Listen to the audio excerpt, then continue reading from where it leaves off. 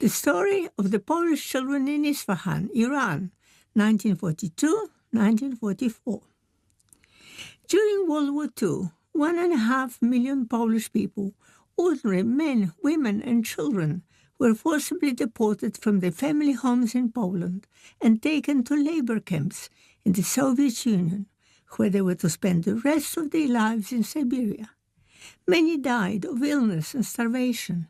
Many children became orphaned, lost, or separated from their families. After the agreement between Stalin and the Polish government in London, Polish people were permitted to leave the Soviet Union.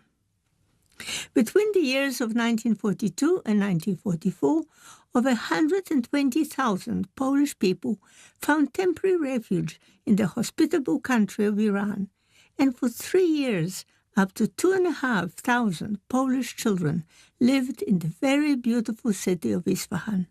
To this day, the former Polish children remember and are very grateful for the warmth and kindness they experienced among the people of Iran. The following are photographs depicting the story of the Polish children in Isfahan.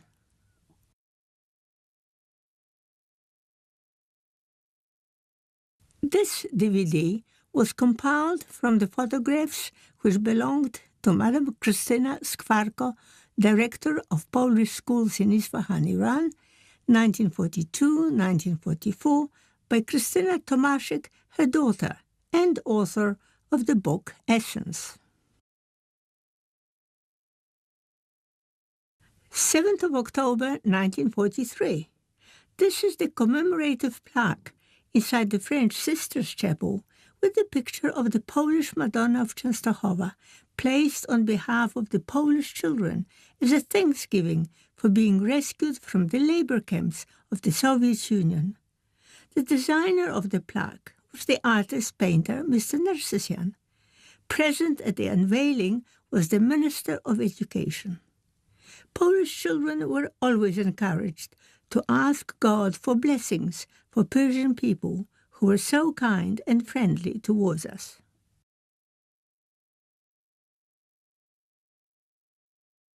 Polish girls and official guests gathered in front of the French Sisters' Chapel. After the arrival in Isfahan, the children were divided into 3 groups. 100 girls from 7 years up were to stay with the French sisters. 100 boys of the same age were to stay with the Silesian brothers, and the youngest children were temporarily placed in the private home owned by an English couple, Mr. and Mrs. Edith. Here the girls are dressed in clothes made especially for them by the French sisters. At long last, the children had sunny rooms to live and study in, and clean beds to sleep in.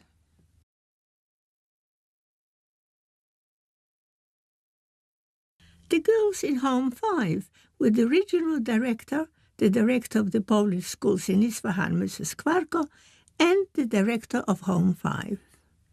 After staying at Home 2, I came to live in this home, situated in Chaba Avenue.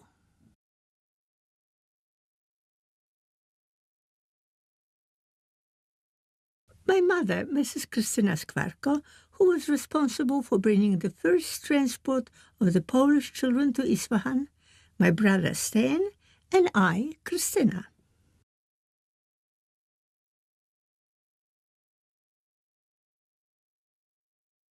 This is me and my brother Stan in front of the Sisters' Chapel called Home 2. The convent was the most beautiful building, standing in a quadrangle with trees, flowers, and a decorative pool in the middle. The walls were covered with traditional Persian mosaics. There was also a large park-like garden on the other side of the chapel.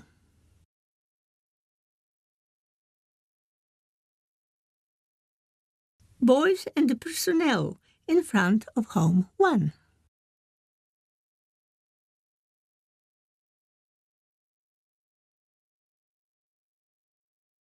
Children studying in the garden of Home 1. School lessons commenced in all the homes on 10th of April, 1942, almost immediately after the children's arrival in Isfahan.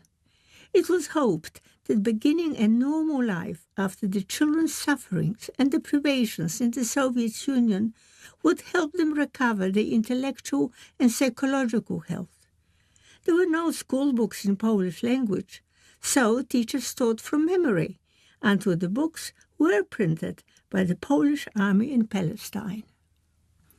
It was considered very important for the children to form good relationships with their teachers and carers. Afternoon rest was compulsory, with the children relaxing quietly on their beds. Every effort was made to ensure that the atmosphere in each home was warm, friendly, caring, and loving, to compensate the children as much as it was possible for the loss of their families.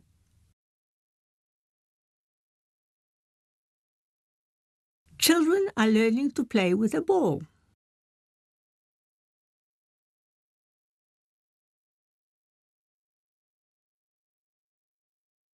The ceremony of the children receiving their first Holy Communion. His Eminence, the papal delegate, Father Marina, the director of schools, Mrs. Kwarko, and the delegate, Mr. Domowski. Traditional Persian carpets cover the ground according to the local custom. A group photo of the children who received their first Holy Communion. This occasion was the very first important ceremony celebrated by the Polish children in Isfahan. 15th of August 1942, the singing of the Polish church anthem during Mass celebrating the Polish National Day. All Polish national days were celebrated in Isfahan to encourage the children to become good Polish patriots.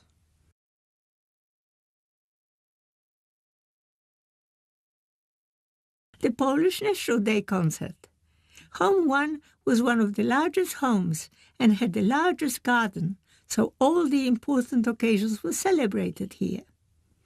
Children and personnel gathered from all the homes to enjoy such happy occasions.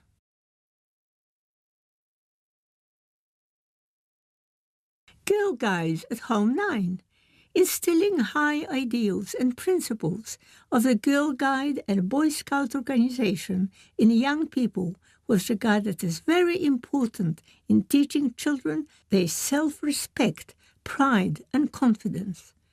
Guide and scout meetings and evening bonfires with songs, poems, and stories recited by children sitting around the fire were always looked forward to.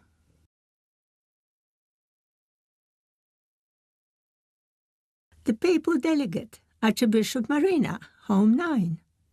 All visits of important guests were considered to contribute to children developing pride in being Polish.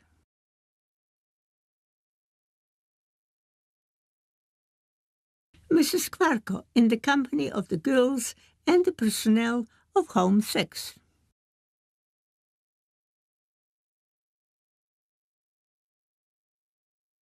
July 1943. Scout Jamboree in Home 9. The occasion was the blessing of Scout flags. Because of the hot climate, windows of the buildings were frequently hung with drapes or covered with beautifully carved lattice work to keep the inside cool and to protect against the sun.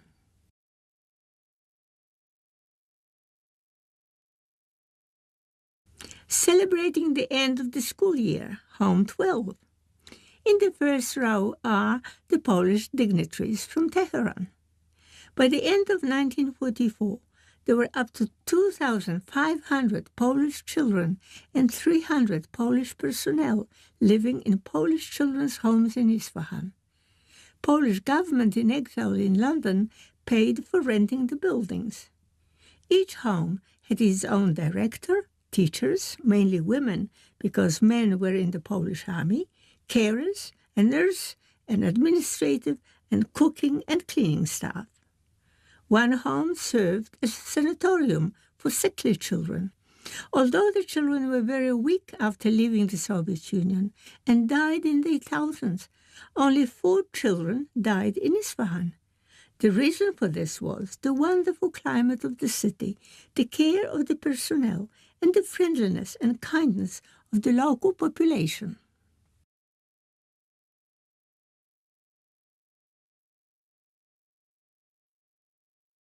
Important guests from Tehran in Home 10.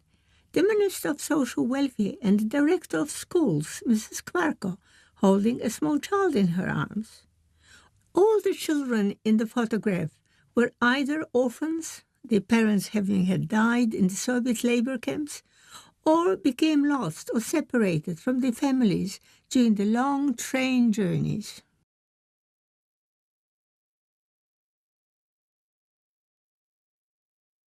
The parade on the occasion of the visit of the Minister of Social Welfare, Home 9.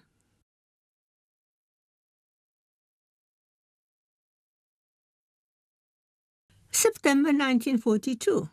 The Minister of Social Welfare and Government Representative, Mr. Padera, and the Minister of Social Welfare, Mr. Stebursky, visit Home 9.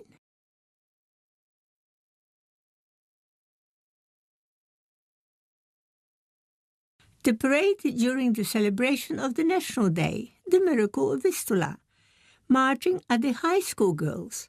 Among the guests are the consul and other delegates of the British colony, the governor of Isfahan, and the guests from Tehran. Children sang songs, recited poems, and performed Polish national dances. Home 1. The continuation of the parade at Home 1. Mrs. Kvarko and Mr. Dmowski are among those present.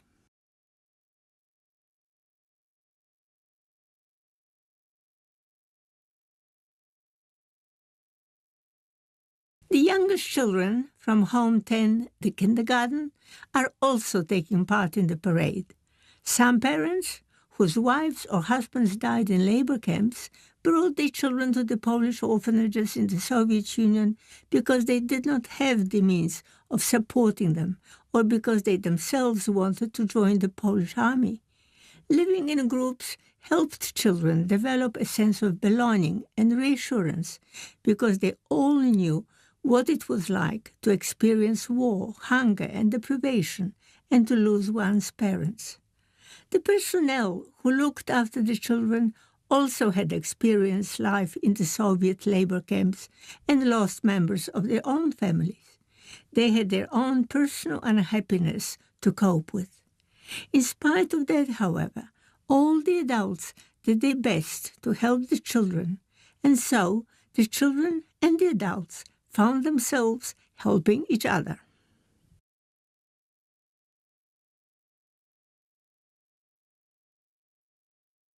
The Polish National Day concert.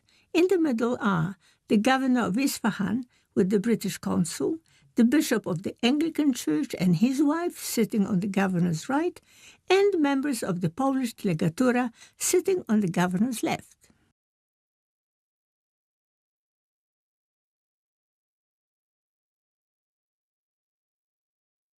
July 1942. The visit of the governor of Isfahan to Home 6. Relationships between the Polish and the Persian community in Isfahan were extremely friendly and mutually beneficial. This was partly because of the very kind and positive attitude of the Persian people towards the Polish people, and also because the local Persian community benefited financially from the presence of the Polish children staying in Isfahan. Various products had to be produced and delivered to the homes where children lived, and many articles, such as furniture, had to be manufactured. Many Isfahanis made enough profit to open their own shops and businesses in later years. The baptism ceremony of Mrs. Morawska's baby, Home 2.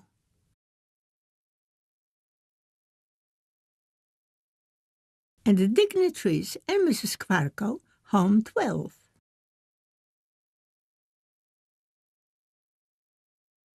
The dressmaking personnel, Home 6.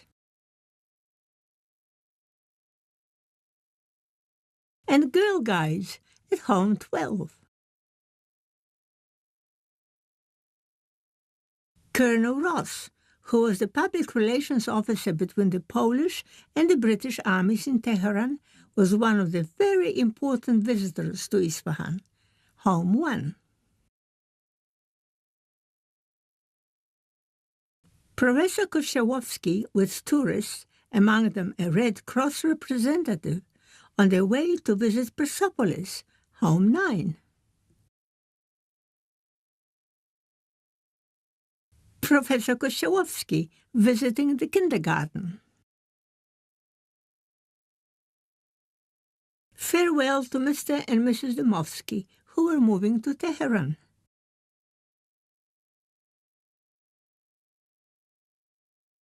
October 1942. The Polish personnel saying goodbye to Mr. and Mrs. Dmowski. The Minister of Education from Tehran visiting the museum in the company of the artist Mr. Nersesyan. Young women, members of the Polish Women's Army Force.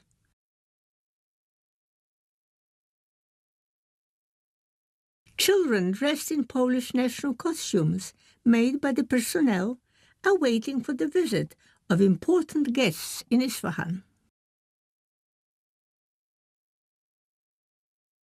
His Excellency Archbishop Gawlina is carrying out the ceremony of confirmation of the children, and Mrs. Skwarko is the confirmation mother.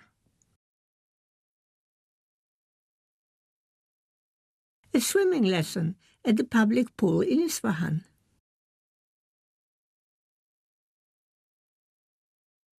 Sewing lesson. Children were given opportunity to acquire practical as well as academic skills.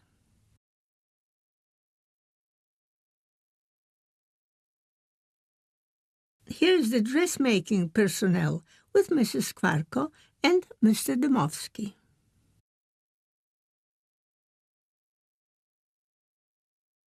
The exhibition of drawing by the Polish girls. Mr. Nersesyan, the teacher, is also present, together with the school inspector and the director of schools, Mrs. Skwarko. Art exhibition, students and the teacher, Mr. Nersesyan. It was considered very important for the Polish children to learn about Persian art. Presentation of prizes.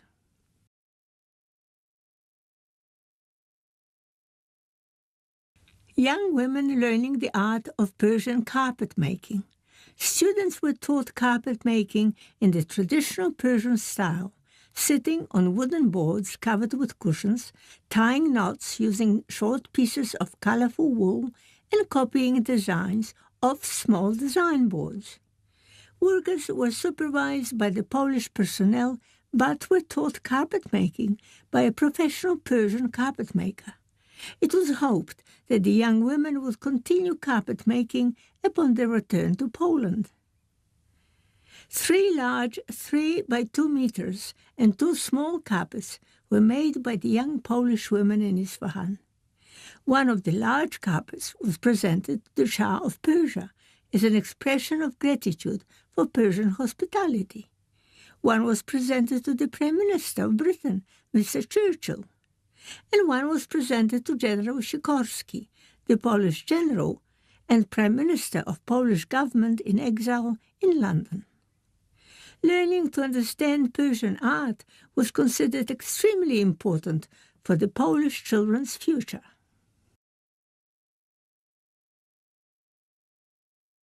Archbishop Marina and others are watching the young women making Persian carpets.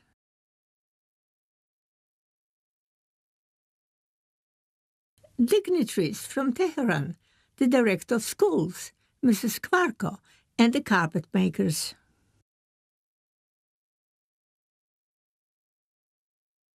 Home 17, a very proud moment. The display of one of the first Persian carpets made by the young Polish carpet makers, with the director of schools, Mrs. Skwarko, and other personnel. the Polish community in Isfahan deeply appreciated the privilege of being able to learn the skills of making traditional Persian carpets. The director of schools in Isfahan, Mrs. Kwarko, and the Polish carpet makers.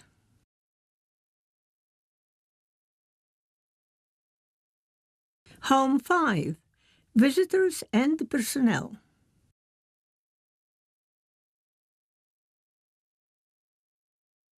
Home 6. General Tokarzewski, representative of General Anders in the Middle East.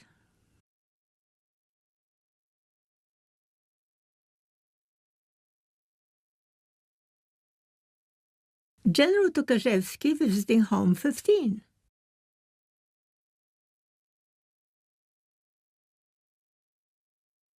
General Tokarzewski visiting Home 6.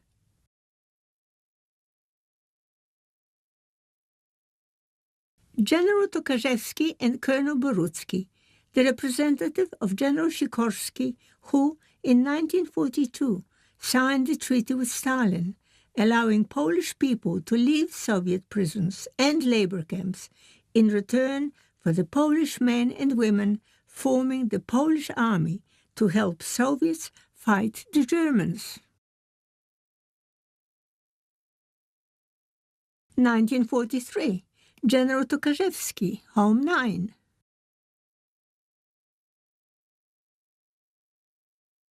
General Tokarzewski and Colonel Borucki in Home 12, Julfa.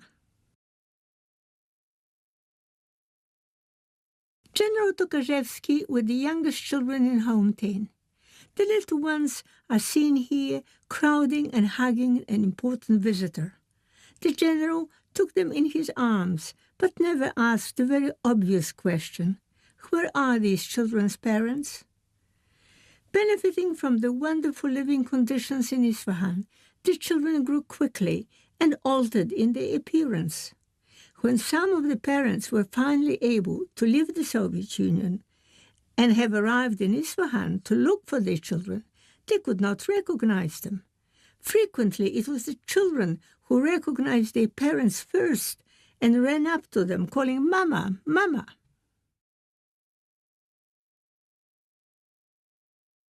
Visiting the Ali Kapur Palace in Isfahan, the director of schools, Mrs. Kwarko, showing visitors around Isfahan.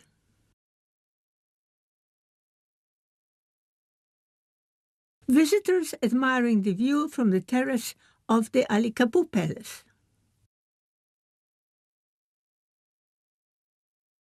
The interesting carvings in the shape of various musical instruments carved in the walls of the Ali Kapur Palace.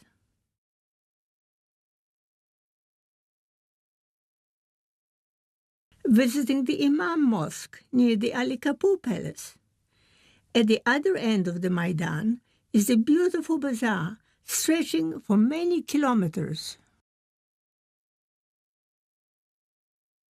Polish Army colonel from Iraq is visiting the personnel.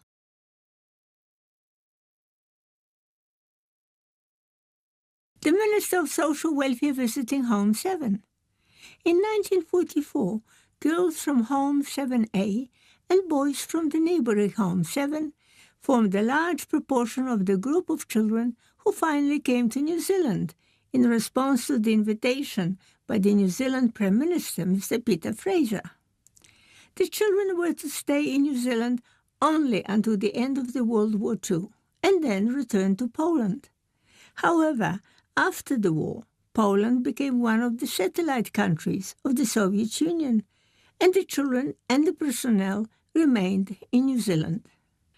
In 1980, on the 35th anniversary of the Polish children's arrival in New Zealand, the Iranian government sent a film crew to New Zealand to film the anniversary celebrations.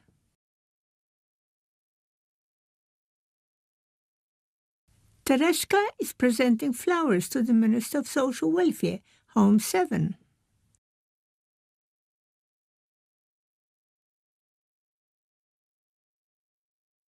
Students from Home 7.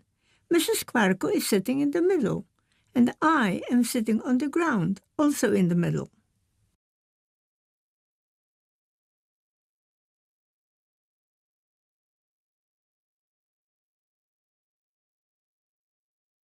Home 2. A small group of children and adults are saying goodbye to the commemorative plaque before leaving Isfahan for New Zealand.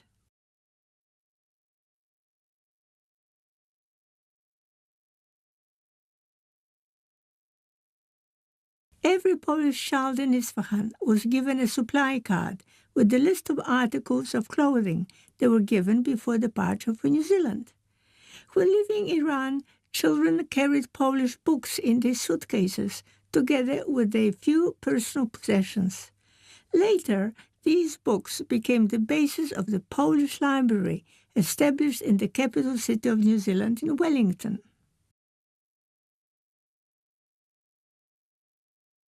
This is a document of identity possessed by every Polish child in Isfahan. The text of the card exalted the virtues of Polish patriotism and of Poland as our mother country.